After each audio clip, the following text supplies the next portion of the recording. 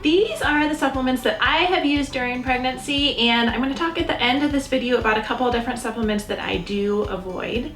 If you'd like to know more, I'm Kara from Health, Home, and Happiness. I wrote a book called The Empowered Mother. It's a 40-week, week-by-week guide to pregnancy with kind of a natural, holistic, balanced-minded approach. And then before we go into supplements, I do want to make sure that you understand you can't supplement your way out of a bad diet.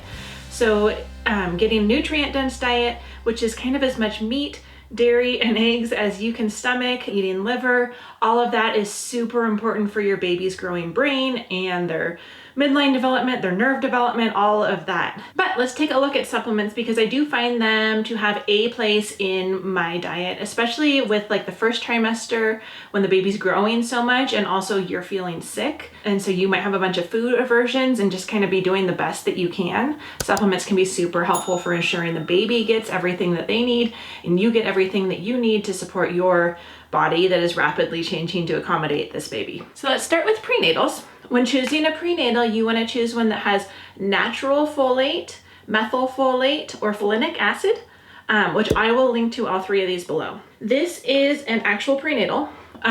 You'll see that this is what I used during the first trimester because it's an actual prenatal and it doesn't have retinol, which is the supplement form of vitamin A, which is the same kind of vitamin A that's found in the liver. Vitamin A has been found kind of linked with some birth defects.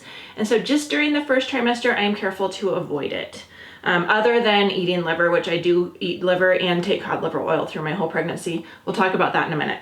So for prenatals, during the first trimester, I went and grabbed Garden of Life. They don't have folic acid, which we'll talk about folic acid. First, I've talked about it in another video, which I'll link to below.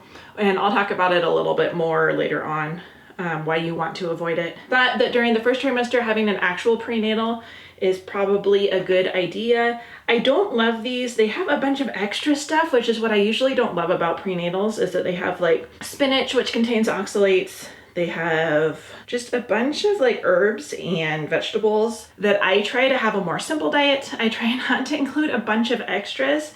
And then the gummies, some people love the gummies. I found them hard to get down some days. And so on those days, I just took methylated folate and vitamin B12 from Seeking Health. It's only 4 gummies per day. Some of the prenatals, it's like 4 gummies 4 times a day. And I just have a hard time, first of all, remembering to take it more than once a day. And second of all, getting that much down, especially in the first trimester. So Garden of Life, My Kind Organics, Whole Food Gummies, Prenatal Multi. This is what I took for the first trimester. Second trimester, I switched back to my Optimal Multivitamin, which is Seeking Health. This is Ben Lynch's brand. I'll link to his channel and some of his stuff down below. He's really brilliant. He's researched the MTHFR gene mutation, which corresponds to my family. I'm pretty sure we have that gene mutation, midline defects. I go more into that. I'll link to that video up above. Tongue ties, why I regretted my prenatal with my last 3 children. So this is number 4. We are learning for number 4. And so this is just a multivitamin. It does have vitamin A, which has the retinol in it, which is a little bit controversial. So that's why I avoided it for the first trimester. But I've used these vitamins in the past. I know that they're absorbing into my body because I get that hit of energy from the B vitamins. B's are our energy vitamin. And when you can tell the difference between when you take a vitamin and when you don't, I think that that's a good indicator of whether it's actually working in your body or not. So these are only 2 chewable tablets a day for if you're not pregnant. And since it's just a multi and it's not a prenatal, I went ahead and took 3 for the second trimester. For the third trimester, because we are in the middle of a pandemic and it's hard to get everything, I had to branch out. I couldn't get my chewable optimal multivitamins from Seeking Health anymore.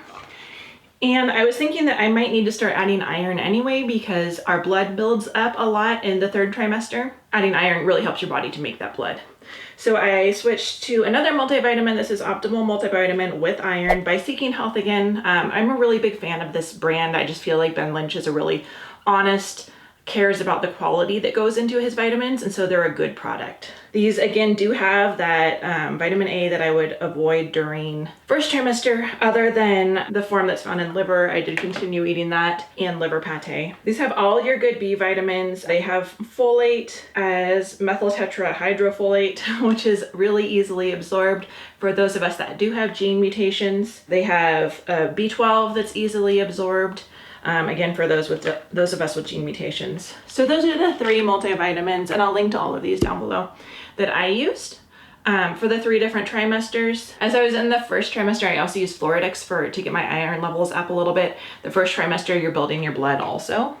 And I was just feeling a little run down, and I wanted to see, and they did test me and my iron levels were good. So the next supplements that I'm going to talk to you about are ones that I've used through my whole pregnancy. Your mileage may vary. I will tell you about my whys of why I chose these. First one is D3K2. D3 with K2 helps your body to absorb it. It's good for bone health. My vitamin D levels up here in Montana, especially during the winter months and the fall months, they're just not going to be good enough. So I do supplement, and I did supplement D3 and K2 through the whole pregnancy, even during the summer months when I was out in the sun pretty regularly. TRS, I'll link above to a whole video on TRS. This is a heavy metal binder. And so we know that heavy metals do get into like the placenta, into the cord blood, into the umbilical cord, they get into our baby. This binds them, and it doesn't let go of them like regular chelation, which I wouldn't do while I'm pregnant. But this will bind the heavy metals that might be circulating, might come in from pollution, might come in from wherever heavy metals come from, and so that it doesn't get into the baby. This is something I'm not sure I would start because it can cause a detox reaction. I'm not sure I would start it while I'm pregnant. But since I was already using it 5 sprays a day before I got pregnant, I chose to continue using it through my pregnancy. Cod liver and cod liver oil and liver pate is something that I've included weekly in my diet. I try not to do it more than once a week because of that vitamin A kind of controversy. In Europe, I believe they recommend that pregnant women don't eat liver because of the vitamin A content. Over here in the US, my doctor said, like, if you need iron, if you need B vitamins, if you need this, if you need that, eat liver. And of course thinking that I would say, oh, there's no way I'm eating liver. And I'm like, oh no, I eat liver every week. And she's like, oh, well, that's interesting. I've never heard that before. So cod liver oil, a teaspoon a day is what I take. And then I just eat the cod livers out of here once a week. Or I eat about 2 or 3 ounces of liver pate from the store. I have a recipe that I'll link to down below of homemade liver pate if you want to do it. With the food aversions of pregnancy, I definitely was not cooking liver in my kitchen, but I loved it on nachos. I loved it on even just spread on cheese. I loved it in soup. Lots of different ways to get liver. And I tried to get that once a week, and I could tell the energy boost from it. Even though I was taking all those good vitamins, I still got an energy boost from liver. And so again, that just tells me there's something in there my body needs and will probably help my baby. So cod liver oil and liver, that's another, I consider it a supplement even though it's really a food. Elderberry, these are gummies, which you'll see in another video. I talk about why I'm not on the carnivore or even keto diet while I'm pregnant. And there's no judgment against it. I think that lots of people can thrive with their pregnancy on keto or carnivore. I just chosen not to for this time, and I don't feel like I need to be on it. I take elderberry gummies. My kids take elderberry gummies just for general immune boosting. I haven't been sick this whole pregnancy, and they say that pregnancy lowers your immune system. Axio, and this is like my favorite thing. This is decaf Axio. It's a proprietary blend of herbs that's supposed to kind of activate your detoxification system, activate your ability to make antioxidants, which you can make in your gut.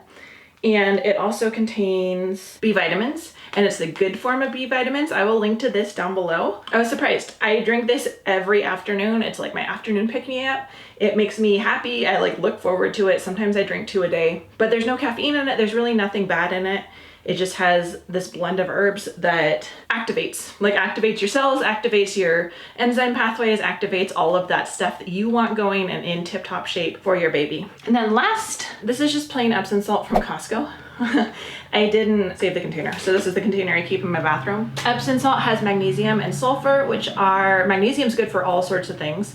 Sulfur is especially good for your detoxification pathways. If you're getting restless legs, which I started getting towards the 3rd trimester, I'm 30 weeks right now. So if you start getting restless legs, putting some of this just in the tub, like I use like half a cup in the tub and I plug up the tub and then I take my shower for like I'm a mom, so like 5 minutes is you just take a foot bath in there, or if you have time to do a longer bath, which I do like once or twice a week, having those Epsom salts can really take the restless legs away, even if you take a shower in the morning and your restless legs happen at night when you're in bed. So I found that again, like that was popping up, either muscle cramps or restless leg syndrome can both be signs of a magnesium deficiency, and Epsom salt is an easy way to get it through your skin, something that you can do even if you have food aversions. So that's it. Those are the supplements that I take for pregnancy. Remember to check out my book, The Empowered Mother, if you'd like more of this kind of mom-to-mom advice. Thanks for joining me. It's so good to see you again.